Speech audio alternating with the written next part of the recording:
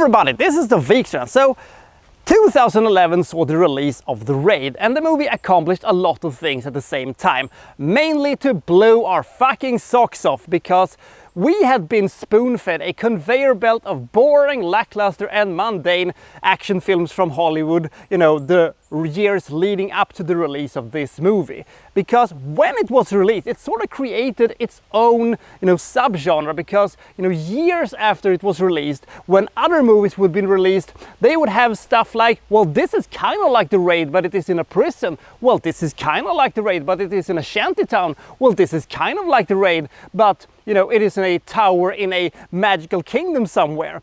We would have, a bunch of movies from different sort of obscure countries that was being released that kind of tried to, ride a coattail of the success of this movie. I think I've seen a Malaysian one, I think I've seen a Vietnamese one, I think I've seen a Filipino one, I think I've seen a Cambodian one. I don't know if I've actually seen a movie that, could be considered an American version of The Raid, except if you count the movie The Princess, which is kind of The Raid if it would have been taken place in a, live action Disney realm. It was an almost fantastic movie, but not quite, but we'll get to that in, a future review or something like that. But how good is the original The Raid? That's what, probably everybody's thinking at this point. Is it as good as they say it is? And mostly, yes, it is. But when I first heard that there was going to be a, Indonesian action movie, I said to myself,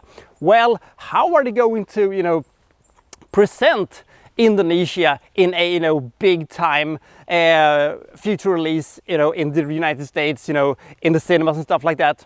Are we going to see the natural wonders of Taragan Islands, Sumatra's jungles, Iqatal mosques in Jakarta, the Bali beaches, or Ulutavo temple? The answer to that is no, because 90% of this movie is going to take place in a decrepitating building. Jolly good! Let's see how good this movie actually is, shall we? This is The Raid.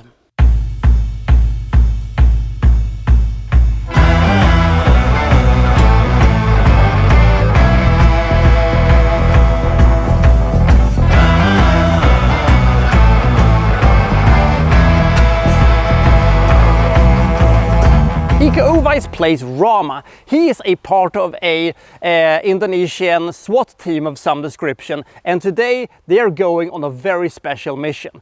They are going to take down Tama. He is a ruthless drug dealer who is, sitting in a building where the police doesn't dare to go. They also suspect that he has, a drug lab somewhere on the compound of his, headquarters, and all of the attendants, that lives in this building is essentially, his stooges, his henchmen. They're drug dealers and murderers and pimps and probably smells too.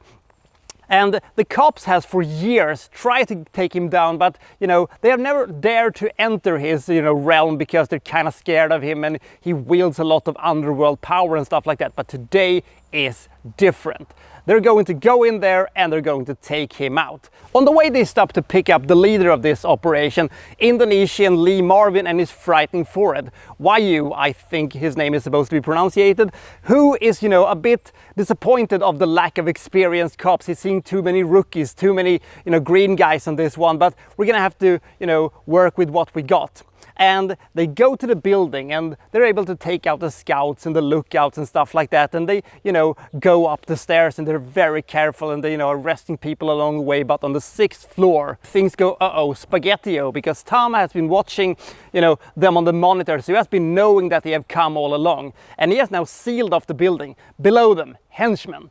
Above them, henchmen. And outside we have these snipers and machine gun wielding thugs, and inside we have a few machine gun wielding thugs, but we mostly have machete wielding thugs whose now mission is to kill all of these cops and dispatch of their bodies and stuff like that, and hide the fact that they had ever been there. And it also turns out that this has been an unsanctioned operation, and so now they are in a lot of trouble. Is anybody going to be able to walk out of this building alive? We shall see. Has Tama actually bitten off more than he can chew? We shall see. And does anybody from the police has alternative motives for, attacking this building besides actually, taking down Tama? we shall see. So it's a very bare bone and very simple story. But boy howdy do they tell this story well, because after the initial shock of, oh shit, how are we gonna get out of here?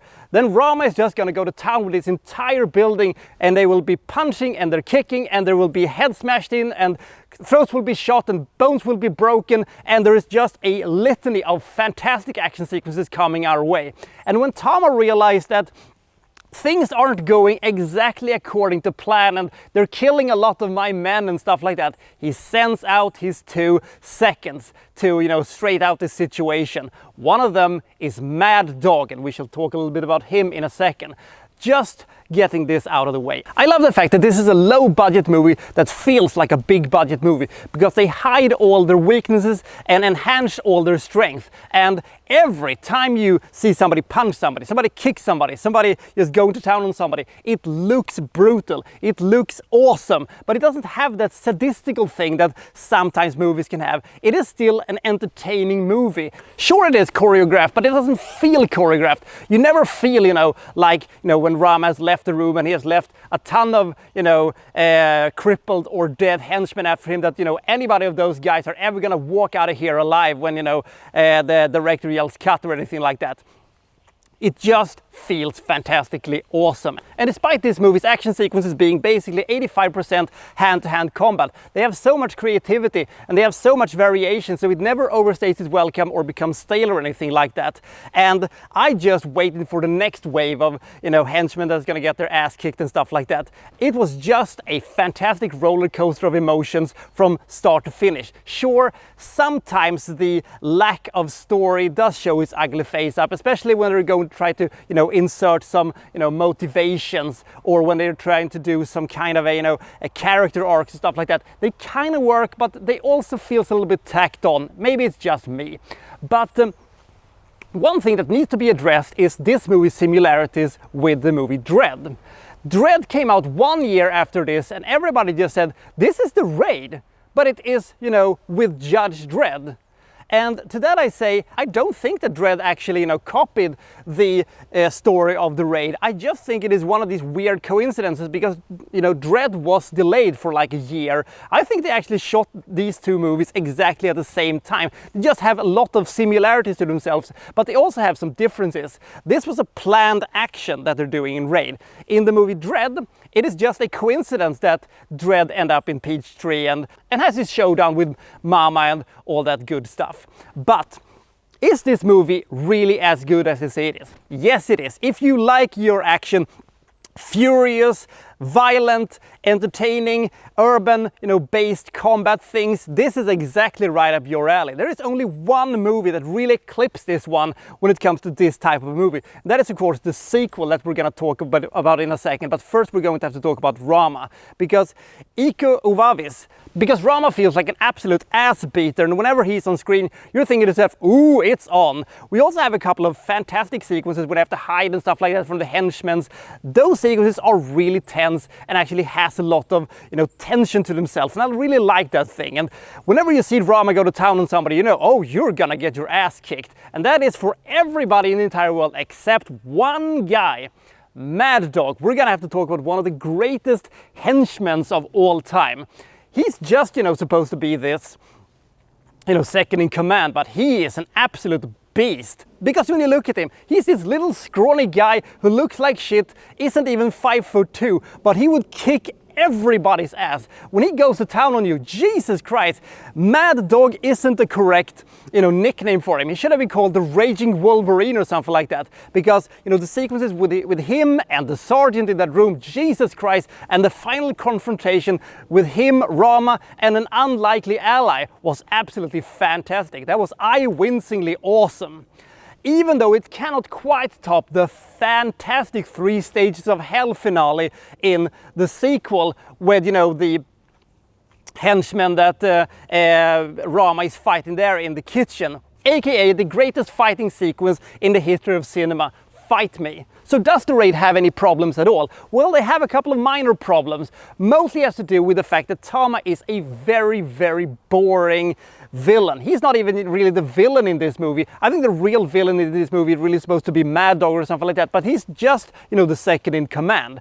Tom is supposed to be the big bad that waits for you in the end. And comparing this movie to Dredd, sure, there was a lot of colorful henchmen that Dredd has to dispatch and able to get to her, but she was still the main prize. And when we got to that thing, that confrontation was absolutely fantastic, leading up to the greatest fucking death of a villain in the history of cinema. Sorry, spoilers, but Tama was just kind of lame. And the fact is that after seeing a movie like The Raid 2, this movie cannot quite get to those lofty heights, even though that movie is a completely different kind of a beast. Because I've said it before, I've even reviewed Raid 2 on this channel, and I stand what I said. It is one of the greatest action films that has ever been done. And because it had that amazing ending with, the 3 stages of hell, ending before the actual ending. It was like 45 minutes of absolute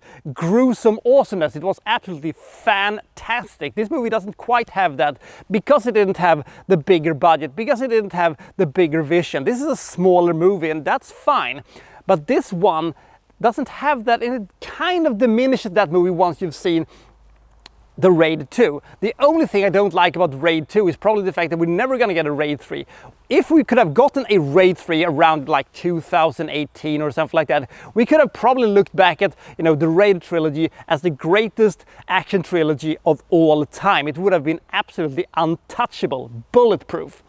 But this is a very fun, very fast-paced, very visceral action film featuring some eye-wincingly awesome action sequences, fighting sequences. And if you like that sort of thing, that will be absolutely your thing. If you hate, Asian action films or martial arts movies or stuff like that, this movie ain't gonna sway you in any way. In fact, you're probably going to hate this movie even more because it, has all of these tropes, and it's mostly just fighting and punching and kicking and hiding, and basically doesn't have that much going on for itself, except that I like most of the characters in this movie. They have distinct characters and they're kind of enjoyable to see. And the story with Rama and his alternative motives for going into this building is good, even though it detracts a little bit from the rest of the story. The same thing can be said for Rama's pregnant wife that, is just in the beginning of the movie.